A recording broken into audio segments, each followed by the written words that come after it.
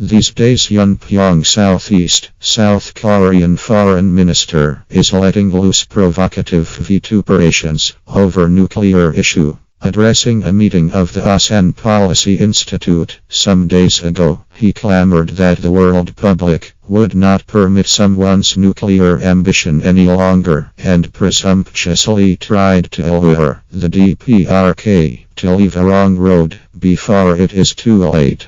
He also chattered at the National Assembly Diplomatic and Unification Committee that if the DPRK conducts the fourth nuclear test, the international community would take a measure that the DPRK cannot but feel a pain for it. Yun is nothing but a henchman of the US nuclear racket against the DPRK. With whatever vociferation he cannot impair our just cause and force the DPRK to hesitate to advance along the road it has chosen. But we can never overlook the South Korean puppet's behavior to slander our just cause to defend the country and nation from the aggressive challenge of hostile forces as nuclear ambition, wrong road and something grave, and thereby intentionally drive the situation to the worst catastrophe. The South Korean authorities have no face to find fault with our republic's nuke.